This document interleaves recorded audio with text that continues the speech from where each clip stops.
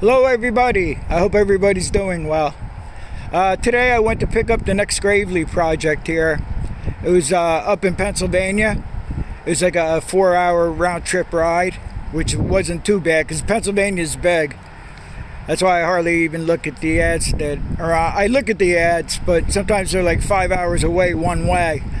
So the only mishap I had was I made it up there all right. I was almost back home and I heard something in the road. I knew I ran something over, and I did. And it was a piece of metal that's caught in a tire here. I'm going to see if I can take the wheel off and plug the tire here. So let me show you around on here real quick what I got. First of all, it came with this mower deck on here. Now, I think these are left-handed, if I'm not mistaken, but I'm not really sure. But it has a blade on there, and it looks like it has a right-handed blade on there. But I'm not even worried about that right now. So I decoded the serial number, and it looks like it's a 1953. But as I walked around here, the shroud on here is not from a 1953. So this could be a Frankenstein, which I really don't care.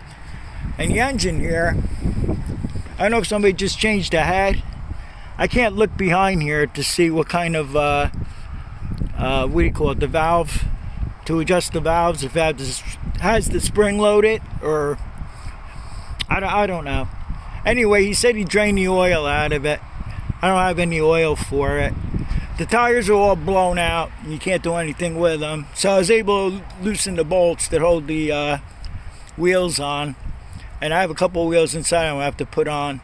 I'm going to have to get this good enough to where I can roll it back into the shop.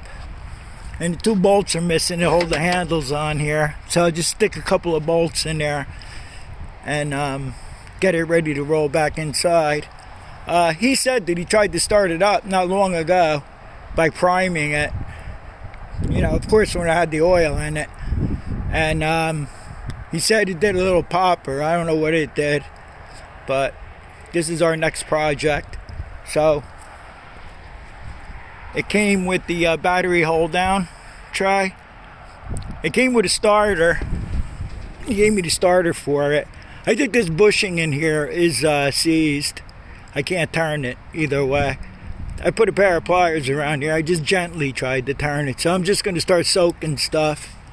And I don't know when I'll be able to work on this. I think it's going to get cold again this week. Everything's all there. The exhaust is on. The muffler's on. Maybe I'll begin by taking the magneto off and clean the points. First, I'll make sure the timing's set right and everything. And then I'll pull the magneto off and I'll clean the points and throw it back together. Now, the carburetor, I have other carburetors for it.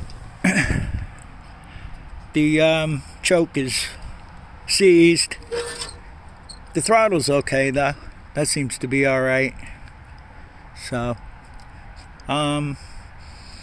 what I'll do is I'll drain the oil out the rest of the way.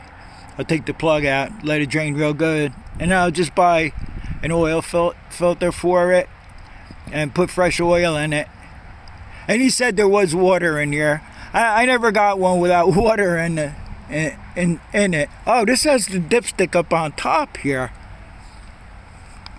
I don't know what we have here. If anybody knows what we have here, I know it always has the petcock to check the oil on the side of the transmission. So maybe it's just a different shroud on here. Maybe somebody changed. No, it can't be that. I don't know. We'll get to the bottom of that.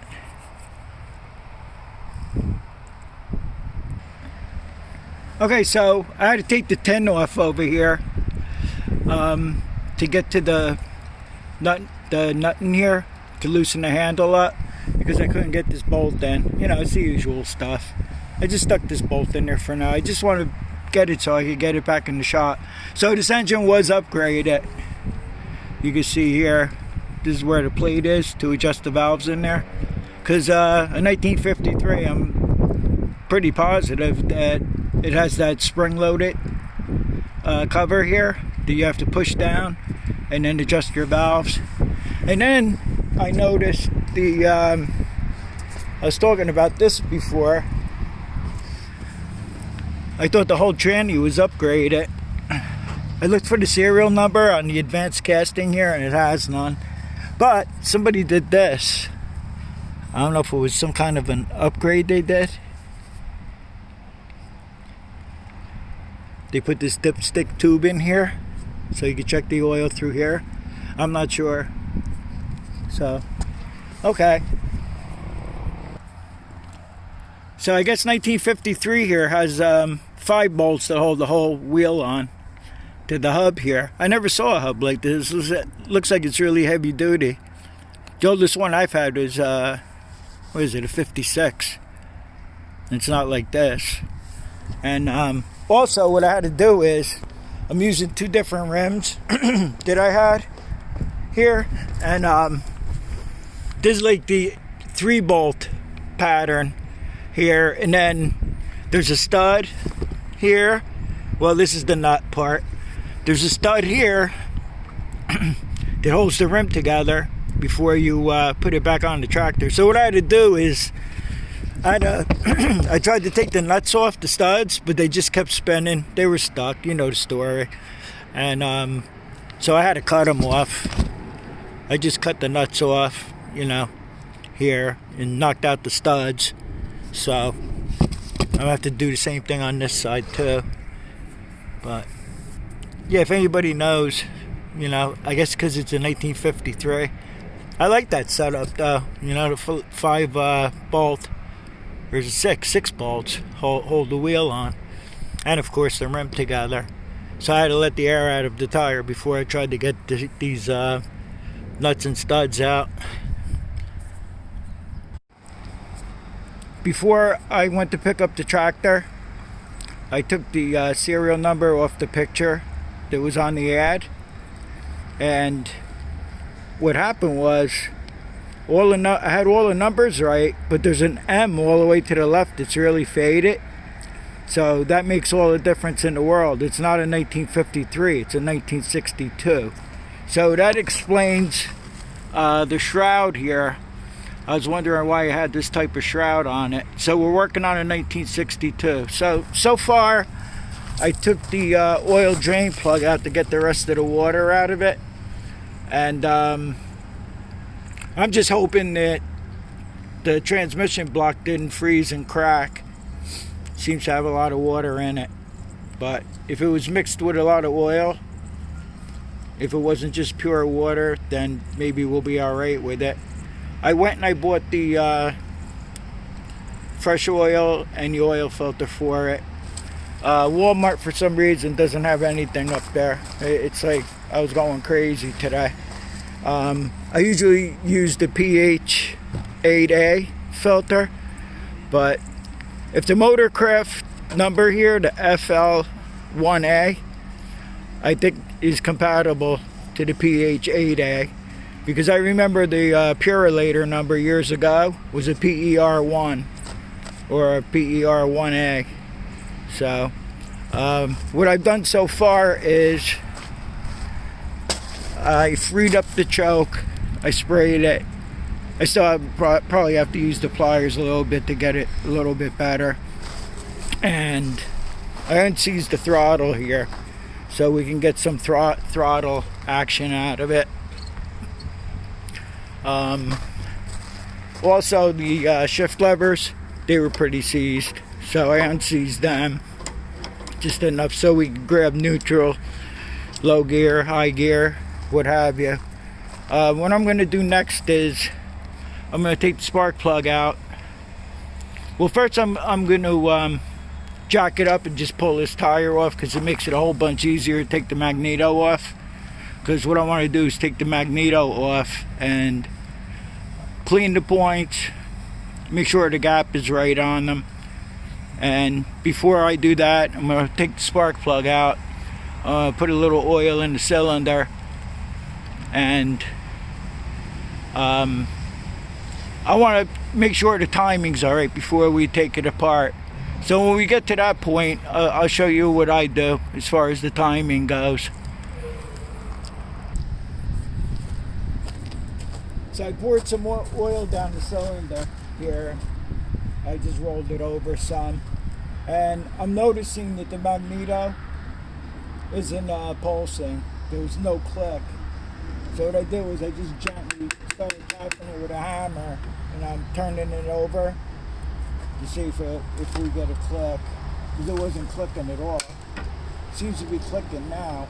But we are going to take the magneto off, and I want to take the cover off here and clean the points and regap them.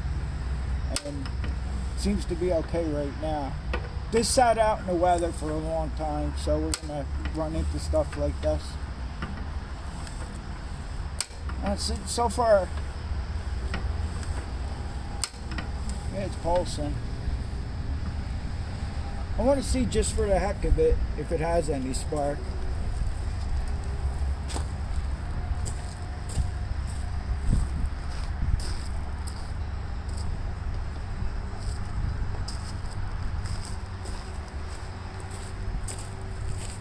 Let me make sure you get you to where you can see a little something going on. I doubt you'll see it sparking though, if it does spark. If we get any spark out of this, I don't know. I'm still going to clean the points anyway though.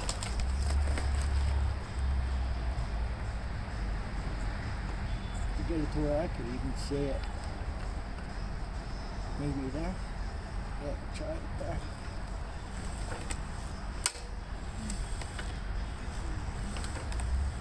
Yeah, I see spark. I wonder, for the heck of it, should we just try it like this?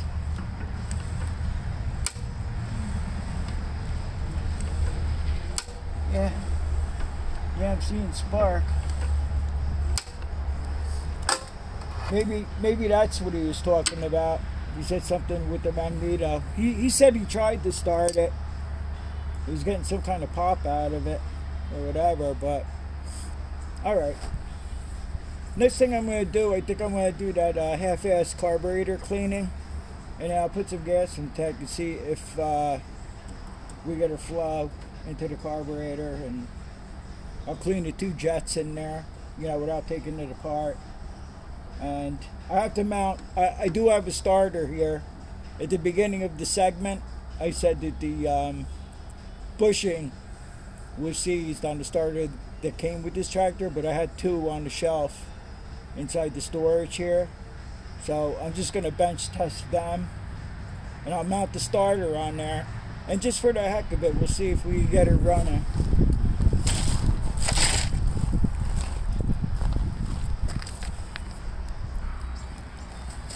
Okay, so far I was able to get the idle mixture screw to come out. Look, it was bottomed out all the way in, so we're going to take that out. Hope it's not broke. No, everything looks horrible in there. Although there's oil in everything now, because I put a lot of oil in the cylinder. But we'll clean all this stuff up before I stick it back in.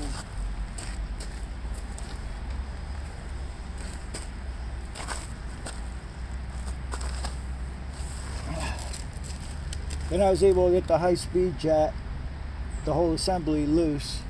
But now, I want to try to get the adjuster itself. I loosened, you have to loosen this 5/16 here. It's the whole assembly. You have to loosen that up before you turn the wing nut here. That doesn't seem to be turning too good. So I know that's probably going to break off.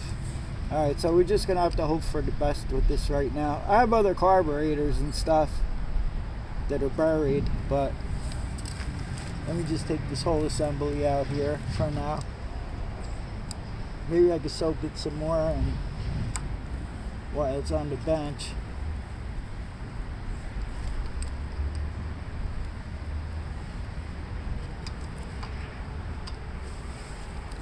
spin the whole thing out with the.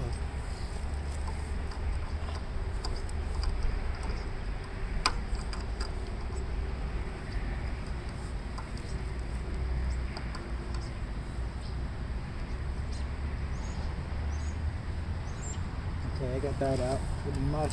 Now I'll take the 1/2 inch wrench and take the whole assembly out. I'll let it soak some more.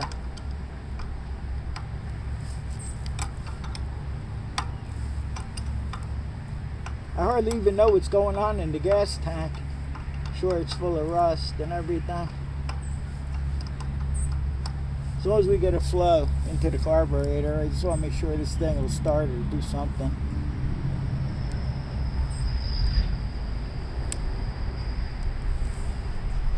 The little gasket on here is still pretty good. You see, this is all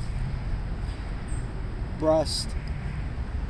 I'll try to spray some blaster in here, see if we can get it to move. I may have a couple of carburetors in the work truck from the last project because I didn't clean up from that or on the other project, so everything's all over the place as usual around here. But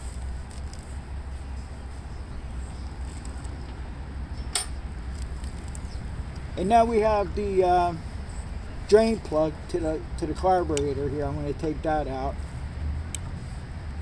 It looks pretty bad, the inlet, the fuel inlet into the carburetor. Looks like there's a lot of rust in there. I don't know if this carburetor is going to be any good cleaning it this way. It probably has to be disassembled and cleaned up the right way.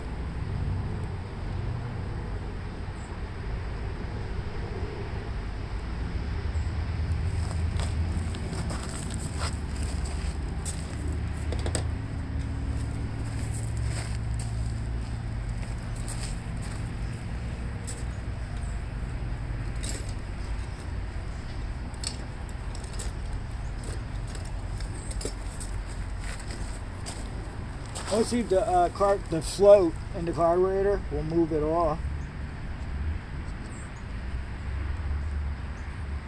I don't know, stuck. Is that moving? Can't tell. Alright, I'm going to spray some stuff in here. Of course, Walmart didn't have any brake clean, carburetor clean, nothing. So I'm working with what I have here, which is practically nothing. That's dead. Got about 3/4 of a can of this. Brake clean here.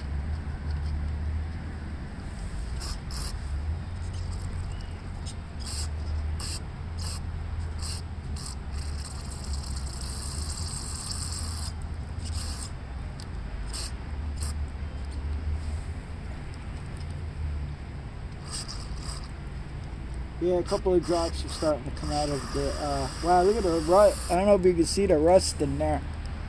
Look at that. Oh my God. You know what we're going to do? I'm going to get the gas tank so I can put some gas in it, make sure there's no cloggage there, and just let gas run through it. We'll try it that way first, because I'm limited with the chemicals here. I want to try to get back here and get going on this today because today's like 50 degrees or so, and I think tomorrow's dropping back down to the 20s or the 30s. So all right, okay, let me do that thing with the gas tank and I'll be right back with you guys.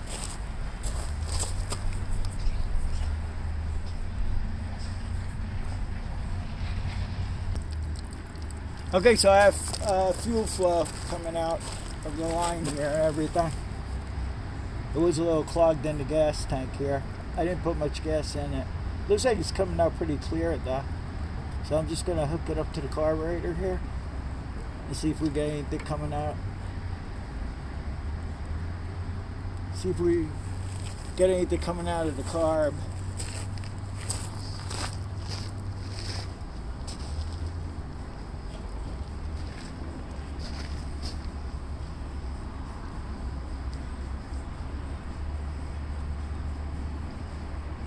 Yeah, it's just rusty, badly rusted.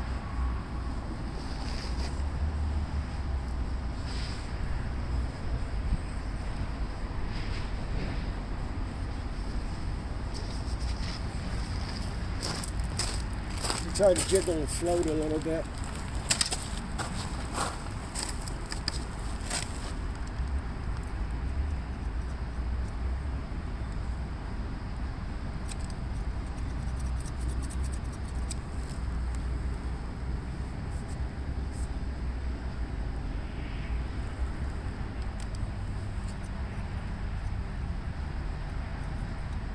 Pretty slow flow, but it's to be expected with all the crud. I can still see rust coming out there.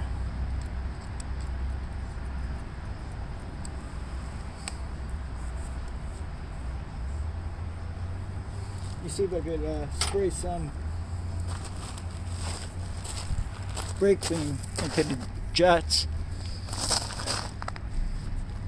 I think you can still.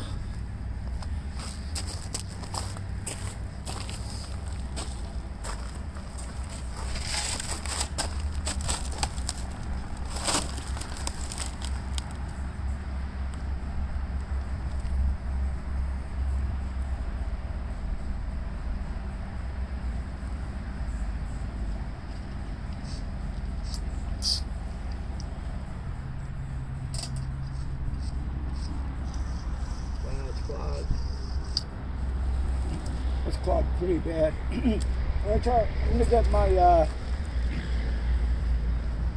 my torch tip cleaning set. See if I can run it through in here.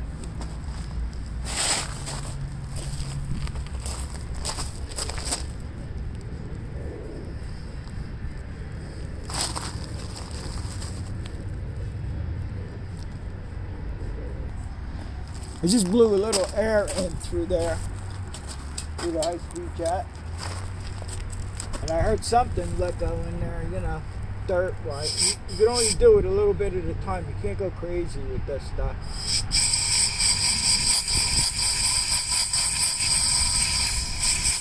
So I can feel the air coming down below, and the idle speed screw that I took out coming out of there too. So that's a pretty good sign. But right now, there's nothing coming out the bottom here. Unless the gas tank needs to be filled again. Because I only put a very little bit of gas in there. Let's see. See what's... Yeah, I don't think there's any gas left in there. See if we get some kind of flow going on.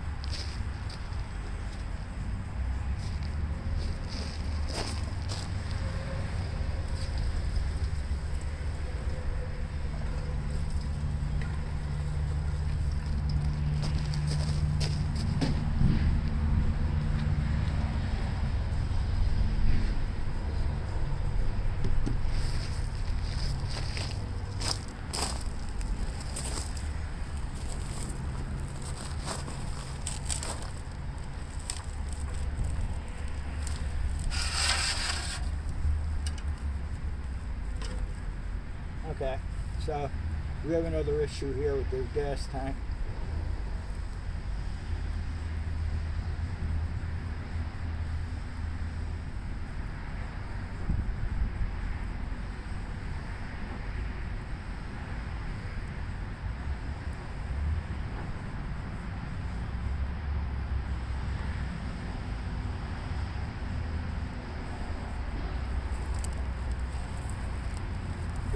Yeah. These lines are all petrified.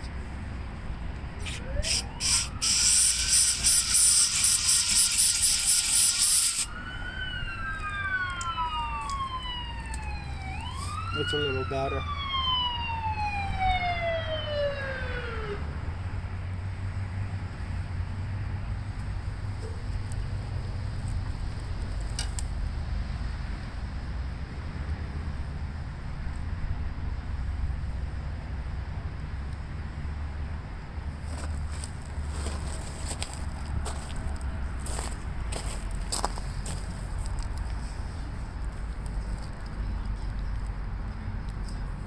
Yeah, we have some kind of cloggage again. Okay, I have a decent flow now. I had a brand new piece of 1/4-inch fuel line I stuck on there. So we're getting a good flow. So I'm going to put the rest of that part back together and I'll throw the starter on it and we'll see if we could get it to do anything. Okay, so the carburetor's all back together. I figured, let me see if this FL1A oil filter fits this. I'm pretty sure it does. Get leaf out of here. The old filter, oil filter, did have water in it. So I made sure the gasket too is in the right position in there. And we're good to go with this. So what I'm going to do is I'm going to fill up this oil filter with oil. And then we'll stick it back on there. I'll put the oil in. I'll install the starter. And then let's see if she starts. So I tested the starter that I put on there, and it seems to be okay. What I want to do first is try to blow some of the oil out of the cylinder that I put in there. And all I have is the battery charger to use here because I don't have a battery or there's no cables hooked up or anything. So I don't know. I might have to readjust the chain. The chain was pretty rusty, and I sprayed it before and freed it up a little bit. Nope. This thing's not even doing anything.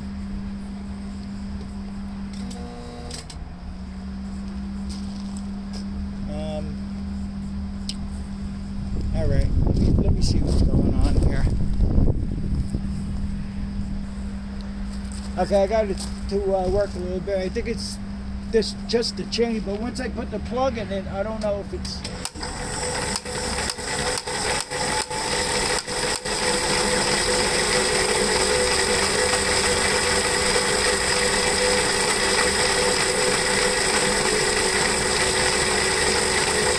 I don't want to kill the starter either.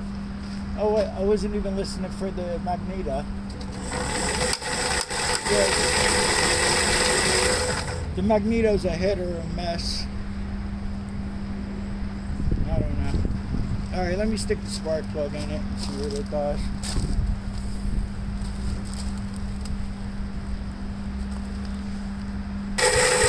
I'm trying to help it off the LA also.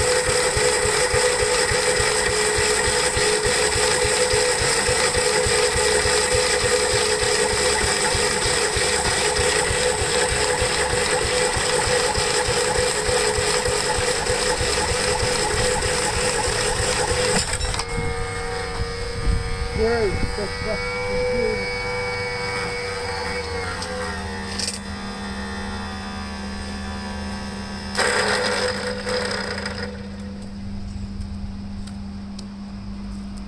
Snap the chain. And I can't even pull start it because the pin that goes on the starter clutch there is gone.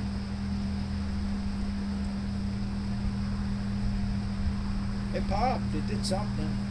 I know the magneto's not working right.